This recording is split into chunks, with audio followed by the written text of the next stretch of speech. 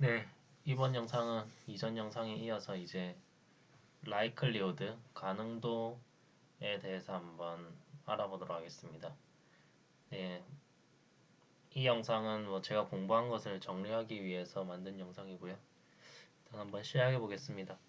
가능도라는 것은 이제 영어로 likelihood라고 하고 특정 사건이 일어날 가능성이 이제 나타낸 건데, 이 가능도란 개념이 도입된 거는 이전 앞에 영상에서 이제 다뤘는데, PDF에서는 이 각각의 사건의 특정 사건에 대한 이제 확률값이 모두 0이라는 그런 문제는 아니고, 특정 사건이 이제 모두 0이라고 나왔는데, 그럼에도 불구하고 이 각각의 특정 사건에 대해서 이제 대응되는 이 y 값들이 어떤 의미를 가지고 있지 않나 라는 그런 의문에 이제 그 가능도라는 이제 개념이 나왔고요. 여기서 이제 가능도는 특정 사건이 일어날 가능성을 말하게 됩니다. 이제 설명한 대로 연속 사건에서는 특정 사건이 일어날 확률이 전부 0으로 계산되기 때문에 사건들이 일어날 가능성을 비교하는 것이 이제 불가능하며, 가능도라는 개념을 적용해야 이제 이를 비교할 수가 있습니다. 이제 가능도란 쉽게 말하면 위에 있는 이 그래프, 연속 사건에 있는 이 그래프의 y-값이라고 생각하면 됩니다. y-값이 높을수록 일어날 가능성이 높은 사건인데요.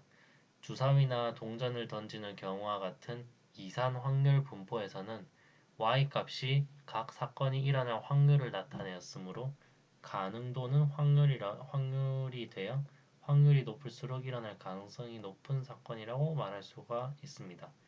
여기서 말하는 건 이산 확률 분포였고요. 앞에서 여기 이산 확률 분포. 이산 확률 분포에서는 그 구간이 이제 딱 어떤 이산적인 값으로 분리가 되었기 때문에 여기 1에 대한 y 값이 이제 6분의 1이었죠. 근데 이 y 값이 6분의 1이 실제 확률하고 같았어요. 그쵸? 이 동전 던지기에서도 이 앞면이 5번 나올 이 사건의 y 값이 실제 확률하고 같았는데, 여기 연속 구간에서는 이 특정 예를 들어서 이 0이 나올 확률은 0이었죠. 왜냐면은 나오는 경우의 수가 무한개인데, 그 무한대분의 이 특정 0이 나오는 이 경우의 수는 이제 하나 1이고, 그리고 그 무한대분의 1로 나타내면 0이 돼버리는 거죠. 그렇지만 이 y 값은 1이 아니고 0.4에 가까운 값을 가지게 되죠. 이게 바로 가능도라고 이제 표현을 할 수 있는 겁니다. 그러면은 아까 여기 보면은 이제 반면 정규 분포와 같이 연속 확률 분포의 경우는 PDF의 값이 바로 y가 되며 PDF의 값이 바로 y가 되며 0에 해당하는 PDF 값이 0.4였죠. 아까 0에 해당하는 PDF 값이 0.4로 1에 해당하는 PDF 값인 0.24보다 높아 0 근처의 숫자가 나올 가능성이 1 근처의 숫자가 나올 가능성보다 높다라고 할 수 있습니다. 즉 y의 값이 더 높다라고 말할 수 있는데, 이것이 바로 이제 가능성, likelihood라고 하는 것입니다. 하지만 0이 나올 확률과 1이 나올 확률은 모두 0입니다. 이를 정리하면 가능도의 직관적인 정의는 다음과 같은데요. 가능도의 정의, 확률 분포 함수의 y값. 이산확률 분포에서는 이 가능도와 확률이 일치했습니다.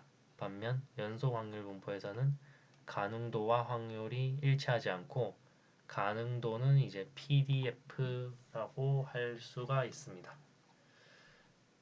사건이 여러 번 발생할 경우에 이제 가능도에 대해서 한번 알아보겠는데요. 이번에는 사건이 여러 번 일어날 경우를 한번 생각해 보겠습니다.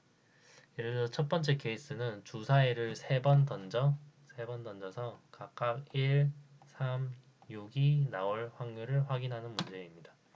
그러니까 주사위를 던져서 1, 3, 6이 나와야 되는데, 뭐 일반적인 주사위에서는 나올 확률이 각각 모두 6분의 1이 되지요. 따라서 3번 던져 1, 3, 6이 나올 확률은 6분의 1 곱하기 6분의 1 곱하기 6분의 1에서 216분의 1이 됩니다. 이것이 첫 번째 케이스고요. 두 번째 케이스는 동전을 10번 던지는 일을 3회 시행하여 각 시행에서 앞면이 2번, 5번, 7번 나올 확률을 확인하는 문제입니다. 그러니까 각 시행이 동전을 10번을 던지는 시행이고 거기서 2번이 나온 확률이 얼마인지를 알아내는 게 첫 번째 시행. 그리고 다시 10번을 던져서 5번이 앞면이 5번이 나오는 것을 게 얼마인지 확률을 계산하는 게 두 번째 시행. 뭐 이런 뜻이죠. 그래서 이런 거는 이항 확률 분포를 따르게 되므로 이제 확률은 각각 계산을 했을 때 이제 이항 확률 분포 이제 베르누이 분포의 확률을 계산하면은 0.044, 0.246, 0.117로 이제 나오는 것을 이제 뭐 계산은 할 수가 있습니다.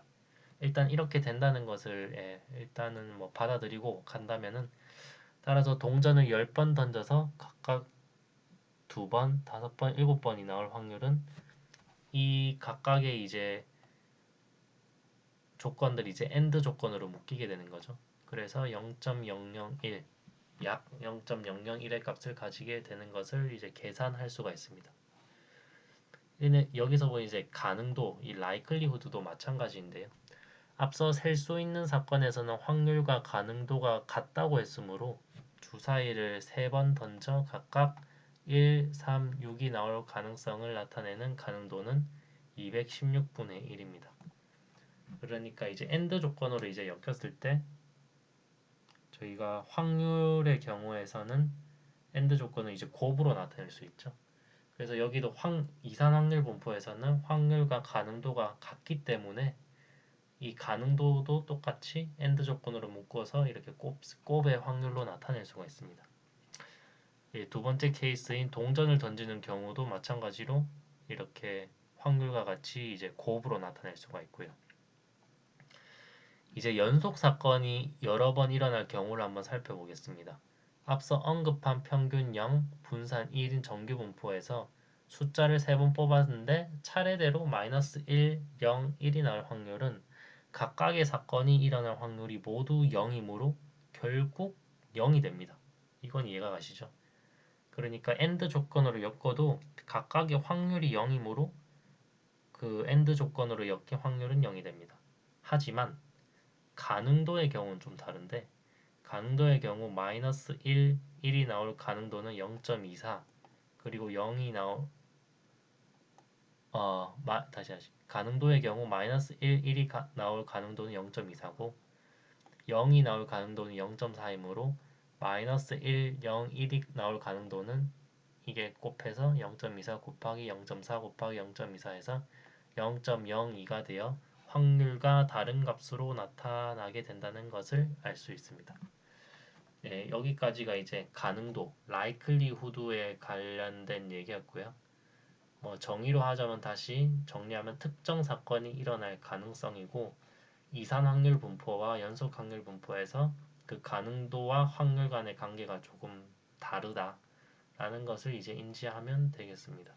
일단 여기까지 끊고 그 다음 영상에서 이제 중요한 개념 중에 하나인 maximum likelihood estimation에 대해서 한번 다뤄보겠습니다.